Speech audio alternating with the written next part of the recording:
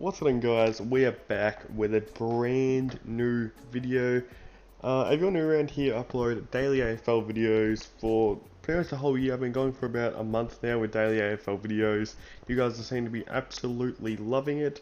So as long as you guys keep watching, I'll keep on doing this.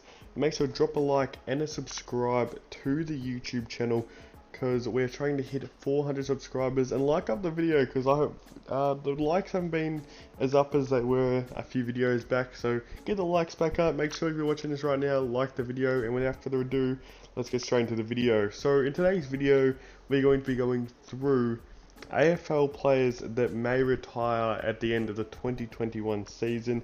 Now this is players that look like they're coming to the end, whether that's through getting older in their career, or coming out of their prime and they're getting injury prone and they're like stuff like that. So I'm not saying that everyone that I name on this list will retire at the end of 2021. It's just a high possibility, but I hope before this video, I'm not trying to say that these blokes should retire. Anyone that's still in the AFL, I would love to see play for almost forever. That's just how much I love every single AFL player, no matter if you don't play for my team, no matter if you play for the team that I dislike or anything like that.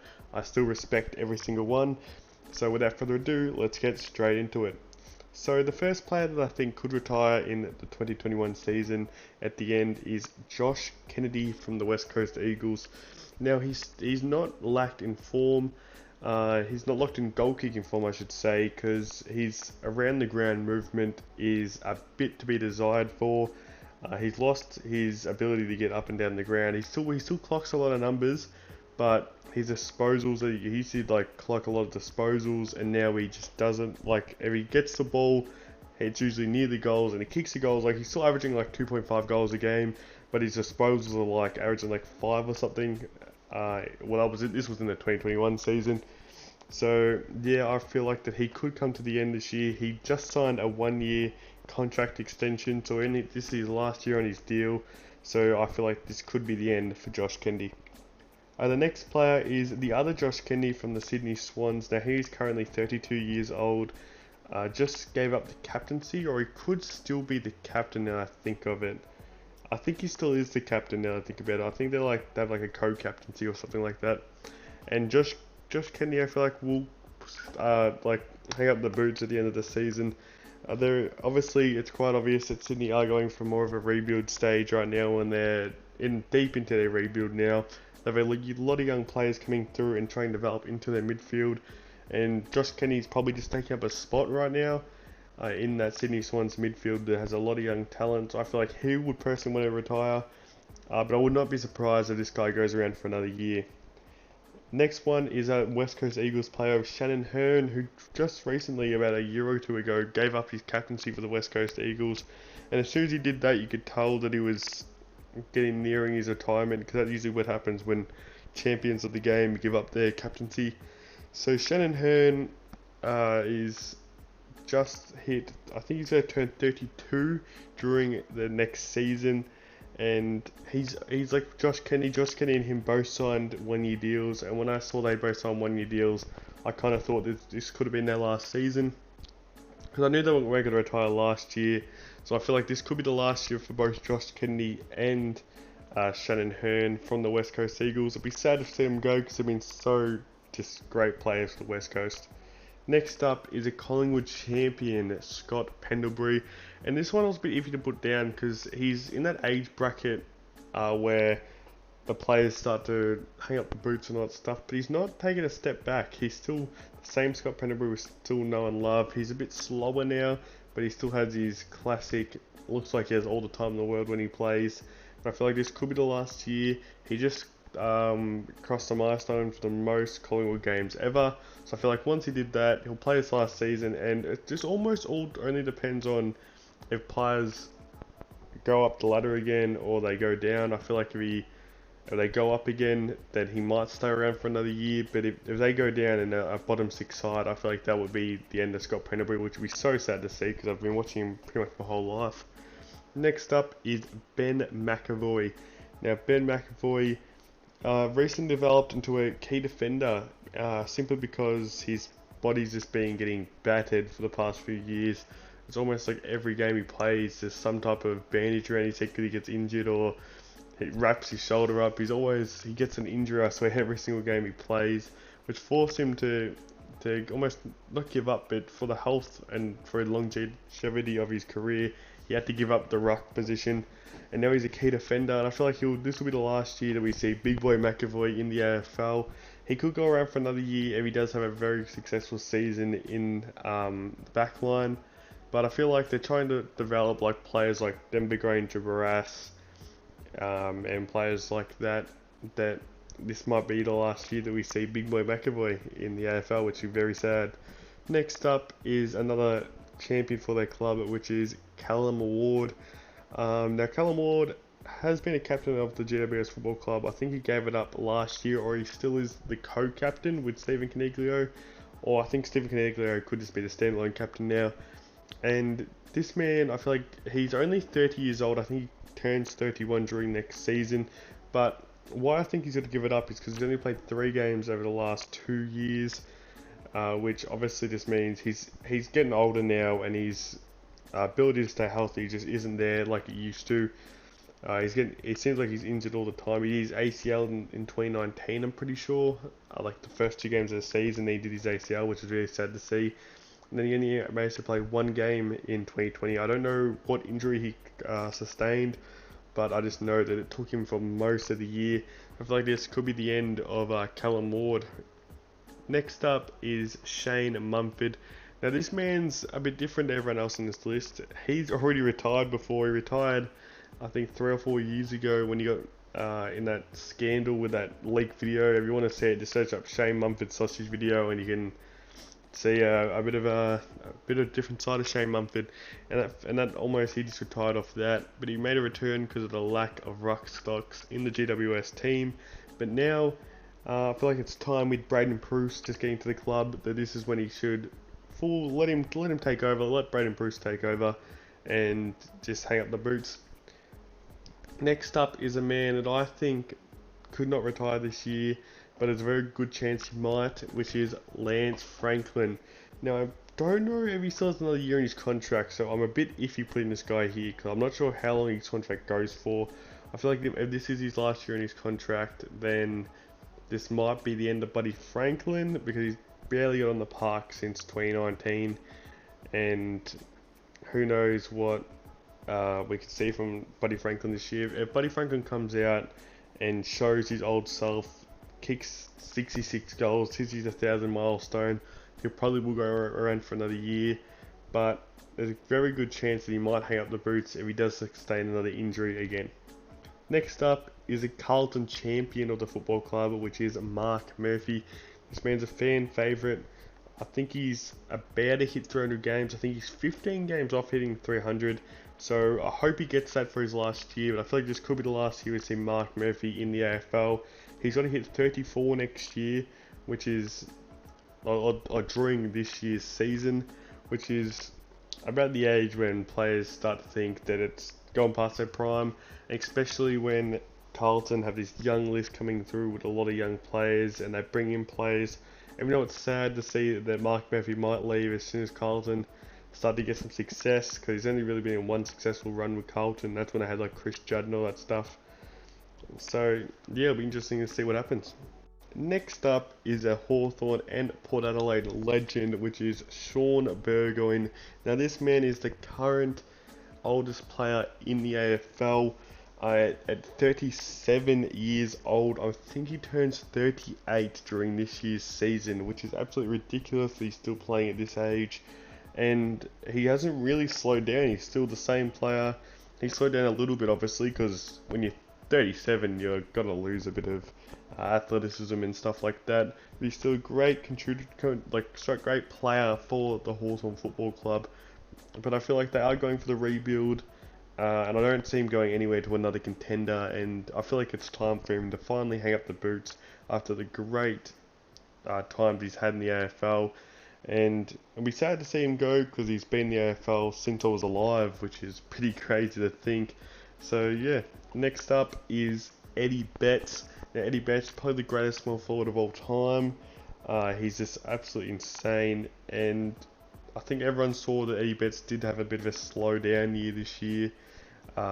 He had a great start, and maybe the hub life kind of impacted him a little bit, because it'll be interesting to see. Because when I looked at a few players this year, I'm like, once we get back to a normal season, they could just switch their career back around.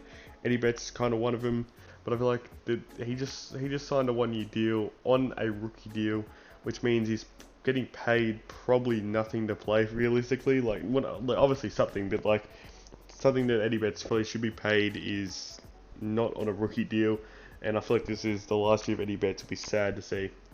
Next up is a Fremantle legend, which is David Mundy. Now, David Mundy, I was surprised when he said, I didn't realize how old David Mundy was. He's currently 35 years old, which is absolutely crazy to think. I know whenever I think of Fremantle, or maybe everyone else thinks this too, all I think of is David Mundy. Even though Nat Fyfe's there, ever since I've watched Fremantle, David Mundy's been at the club, which is absolutely crazy to say. And he's almost had one of his best years of his career this year, so he's not got any worse, but I feel like it's time. I kind of like a lot of players on this list. They're in a team that's rebuilding, and it's time to get out the old talent and bring in the new talent, and I'm pretty sure all these players wouldn't care to be kicked out by young stars. Next up is Nathan Jones. Now, this man had just gave up captaincy, and it seems to be every time a captain somehow gets like their captaincy taken away, next minute they end up just getting completely getting cut from the lineup. Like, this man got dropped a few times this year, which is really surprising to see, because 2018 this man was the heart and soul of Melbourne Football Club, and he still is to this day. He's the oldest player on the Melbourne list currently, and he's in a team with all these young stars, so I think it's time for him to hang up the boots. They have all these midfielders coming through like Clayton Oliver, Chris Petrarca, and he just signed a 1-year deal also, Nathan Jones. So I feel like this will be the year that he gives it up finally, and he's still a great player, and I still love Nathan Jones. Now, next up is Jack Riewoldt. Now, this man just won a premiership after winning 3 premierships in the past 4 seasons. I feel like they did the right thing, Richmond, with bringing in Tom Lynch, because it was pretty obvious that Jack Riewoldt was going to have a bit of a step back after being the #1 key forward at Richmond for so long. Like, Jack Riewoldt did carry him in that forward line to that 2017 premiership. Couldn't get him over the line in 2018. They bring in the firepower at the end of 2018, and now it's Tom Lynch is the #1 key forward at the Richmond Tigers. And they could bring someone else in. They have a lot of players that they probably could bring in. Even someone like BIRCHALL could come into that second key forward role. But I do feel like that. I think a lot of players had the same opinion that in 2020, Jack Riewoldt did take a bit of a step back from what he usually does every other year, which is pretty sad to see. And I feel like it's time, and he'll know this. Finally, give up the boots, hang him up. Next up is another Richmond player, which is Basher Hooley. Now, this one is a very weird one, because he is currently 32, turning 33 this year. And he just did sign a 1-year deal, like a lot of players on this list, and this could be the end of Basher Hooley in the AFL. At the end of last year, once he came back, I feel like he was very affected by the hub life, so I'm not saying it's anything bad, but Basher is starting to have a little bit of a backwards turn in his AFL career, which is not anything bad, Richmond fans, because he's 32, turning 33. Every single player does this. And I feel like this could be the time that Basher Hooley finally hangs up the boots. I feel like if Richmond don't win the flag this year, there are a lot of players like Basher Hooley and Jack Riewoldt will step away from the AFL, which is sad to see, because this is almost like how people felt when they first saw Sam Mitchell and Jared Ruffhead and Luke Hodge retire from that 3-peat team. They're so iconic and led their teams. It would be sad to see them go. Now, next up is a new recruit to the Bulldogs, which is Stefan Martin. Now, Stefan Martin is currently 34 years old, coming along. I didn't realise how old Stefan Martin was when he was coming along. But if you think about it, not many people knew him when he was at Melbourne, at least I didn't. I know a lot of people did. But he was in the Melbourne teams that weren't too great at football. So Stefan Martin is coming to help, kind of like a Paddy Ryder role to Roland Marshall last year to Tim English. I don't know how many years he'll stay here though, because his body has been very injured, so I don't know if they'll just give Tim English the reins to number 1 ruck again once Stefan Martin has his 1 year. I feel like this one all depends on how Stefan Martin will end up playing in the 2021 season. If he is injured all the time and can barely get out in the park, he'll probably hang up the boots. But if he performs like how Paddy Ryder did this year and almost winded back the clock, then you probably think they'll play him for another year. Now next up is the oldest Gold Coast player on the list, which is JARROD HARBROW. Now JARROD HARBROW is almost like the missing chain, because he's the only like older player in this like little Gold Coast team, which is like good because he's a leader. He's a great leader for all the other players. And I feel like there's a lot of players like Connor Berdewick, Jack Lukosius, Oleg Markov. I think I'm missing someone else that like Will Powell that can come through the ranks. And he's kind of like filling their spot right now. So I feel like that he'll know it himself that he probably should hang up the boots now. Let the younger Gold Coast players coming through, because Gold Coast is building a very good team in the coming years. Next player I have is Grant Birchall. Now this man recently came to the Brisbane Lions for more of a leadership role once Luke Hodge retired from the club, and he's had a very solid run. Surprisingly, after having a horrid run at injuries for the back half of his Hawthorn career, he finally came out and almost didn't miss a game. I know he had a hamstring injury somewhat during the year, but he managed to recover from it. He did take Alex Witherden's spot, which forced him a trade, which was pretty bad. But now I think this could be his last year. They have like young players like Brandon Starcevich, Noah Ainsworth that are coming through. That he's kind of taking their spot right now, and I feel like that this man might hang up the boots. I feel like their team, like Harris Andrews, is already a leader enough. I don't feel like they need another leader like Grant Birchall to come to still be in the club. But Luke Hodge and Grant Birchall did their role, and I feel like it's time for Grant Birchall to finally hang up the boots. Next up I do have is TODD Goldstein. Now this man has been one of the greatest ruckmen probably in all time AFL ruckmen. I think he's like top 5 in hitouts ever, which is absolutely ridiculous. I think he's actually pretty close. I think I saw a stat that he actually is pretty close to taking out the all-time hitouts in the AFL. So I don't know if he'll stick around another year to try to break the records. I know people try to do that, but he's such a great ruckman. The only problem is I don't think he could retire, and I'm a bit hesitant to put him in this list, is because they don't really have a backup ruckman. They got Charlie Comben and the big X coming through, which are pretty much the only ruckmen that I could see. They have Thomas Campbell on their list still, but he's nowhere near number 1 ruckman. Charlie Comben is the guy that they kind of have to chuck all their eggs in that basket, but he also is all their eggs in their basket for their key forward position, because they have, I think they said they were going to try to run Nick Larkey and Charlie Comben as their 2 key forward position, but they could do small ball lineup when they have like Jane Stevenson and Cam Zurhaar coming out of the square with Nick Larkey, which could free Charlie Comben to go into the ruck. But that's the only thing I reckon that stopped TODD Goldstein for actually becoming a retired player at the end of 2021. Next up I do have is Tex Walker. Now this man's turning 31 years old next year, and I think everyone sees how much he's regressed over the last year. I don't know if it's because the club has just got worse, and they've been probably the worst club for the past 2 years over the off-field dramas. How many people have left the club, and that just bring him down. I don't know. Like people, the rumours that he could go to another team at this off season. I know it's just something that Damien Barrett's probably making up or something. But yeah, I feel like that could. Yeah, I don't see him going to another club, so I think he might just full out stick it up and retire. But we're really sad to see Tex Walker go. He's the all-time leader for Adelaide goal kickers, which will be interesting to see who can replace him. They have a lot of options like Elliot Himmelberg, obviously Riley Thilthorpe, Darcy Fogarty as them 3 options that could replace Tex Walker.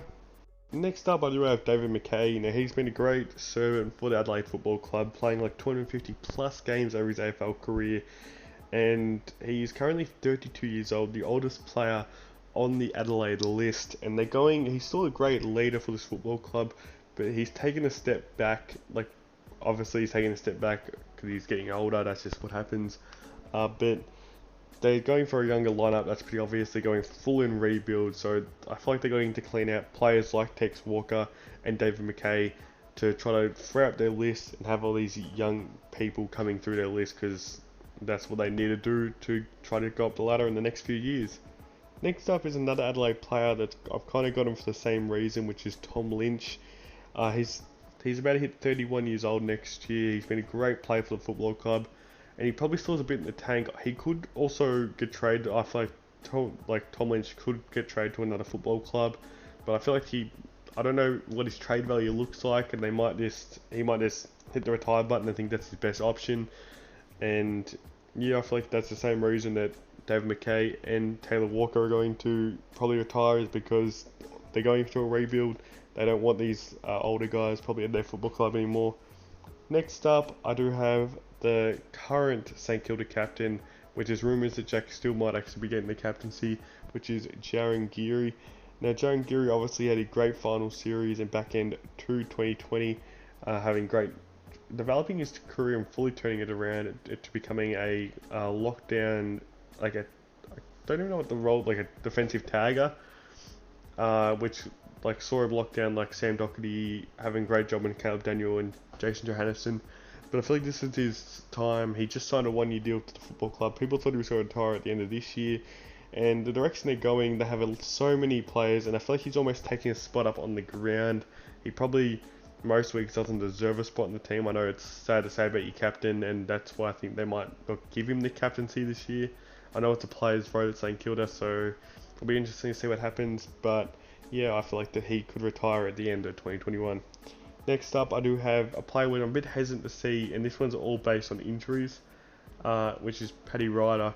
Now, Paddy RYDER, I would say, easily will not retire next year, but after his hamstring injury in the final series, I could see if another one like that happens again, that this could be the end of his AFL career, which would be so sad to see, because he fully turned around his career. I would say he's probably close to a top 5 ruckman now. He's definitely in the conversation, and he's an absolute beast of a player, and he's now started a new trend like how Stefan Martin did, decided to do and help out Tim English going into next year. So he could go around. I'm pretty confident this man could go around another again, but you never know what's going to happen with injuries, and that could hold this man back. Now, the last one on this list is James FRAWLEY. Now, this one's a bit weird because he retired and he came out of retirement like Shane Mumford. I think he mainly retired because he didn't think he was going to get another chance anywhere. He's 31 years old, I think, or he's turning 31 years old, and he's still a great lockdown fullback. He obviously is a bit slower now, but still does a job on a lot of key defenders, which is why St Kilda chose to pick him up. But I don't know what his contract situation looks like. I don't know if they St Kilda signed him to a 1 or 2 year deal, which we'll be finding out soon. This man could retire depending on how he plays, or if he actually gets games this year at St Kilda, because we know that Jake Carlisle, Dougal Howard, Callum Wilkie kind of handle that spot. So we're interested to see what happens with James FRAWLEY. So that's my list, guys. Comment anyone that you think I forgot that could be in retirement. I've tried to give someone from each list. I think I did include one person from each list. So that's my list. If you think someone else should be here or shouldn't be here, make sure to drop a comment down below. Like this video, like it up. Let's try to get to 30 likes, and make sure to hit that subscribe button and turn on notifications, because we're closing in on 400 subscribers.